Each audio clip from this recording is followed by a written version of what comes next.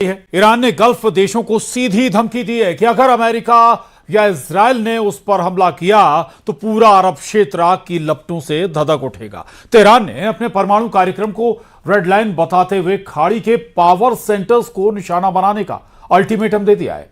दूसरी तरफ अमेरिकी राष्ट्रपति डोनाल्ड ट्रंप ने साफ दावा किया है कि हमारे पास हथियारों की कोई कमी नहीं है और अमेरिका हर चुनौती का मुंहतोड़ जवाब देने के लिए पूरी तरह से तैयार है।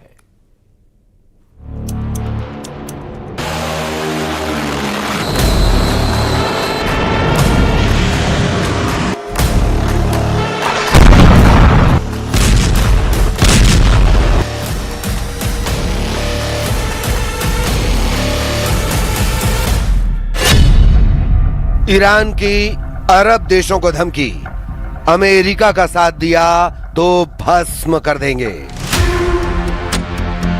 भले अमेरिका दावा करे कि उसने ईरान पर हमला इसलिए कम या रोक दिए हैं ताकि बातचीत से मसले को सुलझाया जा सके, लेकिन ईरान जिस तरह के तेवर और तैयारियां कर रहा है उसने अमेरिका, इजराइल और अरब देशों के होश उड़ा दिए हैं। ईरान ने अपनी युद्ध की रणनीति पूरी तरह से अरब देशों पर फोकस कर दी है। अरब में अमेरिका के 8 मुख्य सैन्य ठिकानों पर ईरान ने बड़े हमले की तैयारी पूरी कर ली है। साथ ही अरब देशों को आखिरी अल्टीमेटम देते हुए 2 टूक कह दिया है कि अगर अमेरिका का साथ दिया तो अरब के टुकड़े टुकड़े कर देंगे। इधर दूसरी तरफ कुछ खबरों में दावा किया गया है कि ईरान परमाणु बम बनाने के करीब है। इस खबर के सामने आने के बाद से सबसे ज्यादा टेंशन में अमेरिका, इजराइल और सऊदी अरब आ चुके हैं। इन हालात को देखते हुए वॉर एक्सपर्ट्स का साफ कहना है कि आने वाले दिनों में ईरान युद्ध बेहद खूनी और विनाशक साबित होगा। हम शुरुआत करते हैं ईरान की उस धमकी से जिसने पूरे अरब वर्ल्ड को दहशत में डाल दिया है। ईरान का आखिरी अल्टीमेटम, अरब में तेहरान का आपातकाल। पश्चिम एशिया यानी मिडिल ईस्ट एक ऐसी भयावह आग की चपेट में है जिसकी लपटें अब सिर्फ तेहरान या तेल अवीव तक सीमित नहीं है। ईरान ने एक ऐसी धमकी दे दी है जिसने खाड़ी देशों की रातों की नींद हराम कर दी है। तेहरान का संदेश साफ और बेहद तीखा है कि अगर ईरान पर हमला हुआ, अगर उसके तेल और परमाणु ठिकानों को निशाना बनाया गया तो पूरा अरब आग में भस्म कर देंगे। गल्फ कंट्रीज यानी सऊदी अरब, संयुक्त अरब अमीरात यानी यूएई, कतर और कुवैत, इन सभी देशों के ऊर्जा केंद्रों पर ईरान की मिसाइलों की सीधी नोक है। दुनिया के सबसे बड़े तेल और गैस ढांचों को तबाह करने की चेतावनी दी जा चुकी है। ईरान के विदेश मंत्री अब्बास अरागची ने ओमान, कतर, सऊदी अरब और तुर्की के जरिए अरब देशों को सीधे संदेश भेजा है कि यदि अमेरिका ने ईरान पर नया सैन्य हमला किया तो तेहरान पूरे अरब क्षेत्र की तेल रिफाइनरियां, पावर ग्रिड और वाटर इंफ्रास्ट्रक्चर को निशाना बनाएगा। यह केवल एक खोखली धमकी नहीं है, बल्कि दुनिया की 20% ऊर्जा आपूर्ति की रीढ़ पर लटका हुआ वो चाकू है जो कटते ही वैश्विक अर्थव्यवस्था को पटरी से उतार सकता है। हालिया रिपोर्ट्स के अनुसार ईरान ने ओमान और दूसरे मध्यस्थों के जरिए गल्फ देशों को सीधा और सख्त चेतावनी वाला लेटर भेजा है। इस चेतावनी का लब्बुलुआब यह है कि अगर गल्फ देशों ने अपने एयर स्पेस या अपनी जमीन का इस्तेमाल अमेरिका या इजराइल को ईरान पर हमला करने के लिए करने दिया तो तेहरान उन्हें अमेरिका का सहयोगी मानकर उनकी रिफाइनरीज, गैस पाइपलाइनों और पोर्ट्स को फूंक देगा। यही वजह है कि रियाद से लेकर अबू धाबी तक भारी खलबली है।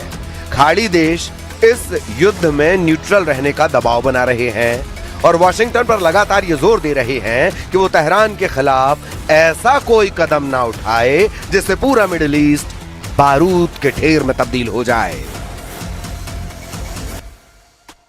ولی خب ادامه پیدا کرد. رهبر جدید عزیز ما دوباره انتخاب شد. امکان ارتباط با ایشون الان خیلی سخته، ولی به هر حال بودنش نقطه قوت بسیار بالایی است برای ما که بتونیم روند رو ادامه بدیم.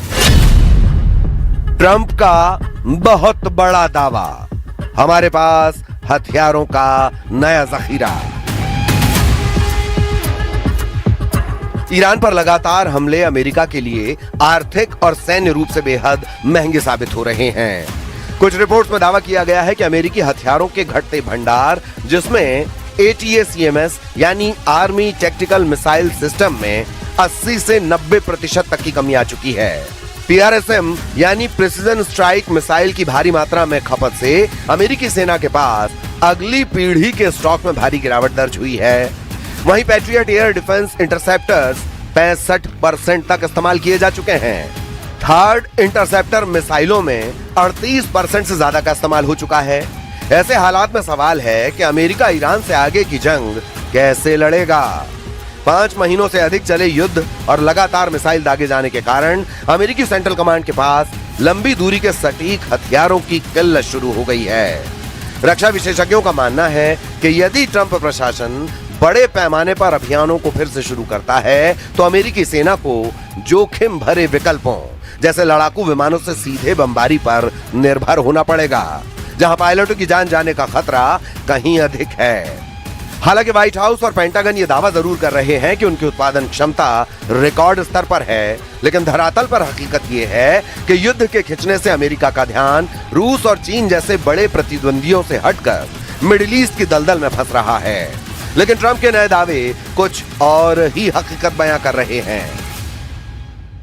was asked to by Saudi Arabia, by UAE, by Qatar, and by Iran. We were all set to go just about at this time right now, and it would have been a massive attack. We were all set to go, but when the allies ask to call it off, you got to sort of say, well, let's see. And the reason they asked is I think there's a deal. There's a deal on Hormuz, and then there will be a deal on the nuclear, or you might call it the denuclearization of Iran. I call it the denuclearization of Iran.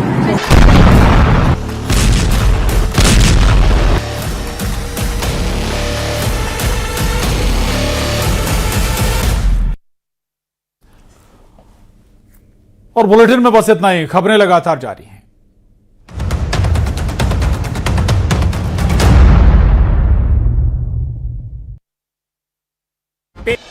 Ujjain में श्रद्धालु की car से 3 लाख की सामान चोरी का CCTV आया सामने। रायसेन के NH 45 पर गौवंश का भारी जमावड़ा जानलेवा साबित हो सकता है सफर। ग्वालियर में बेखौफ बदमाश ने बुजुर्ग को कट्टा दिखाकर धमकाया, गाली गलौज कर रहे युवकों को बुजुर्ग ने ठोका था। राजनांदगांव में 19 लाख के एल्यूमिनियम वायर चोरी, 2 आरोपियों को पुलिस ने गिरफ्तार किया। बलौदा बाजार में अवैध महुआ शराब पर बड़ी कार्रवाई, आरोपियों से 13 लीटर महुआ शराब जब्त की।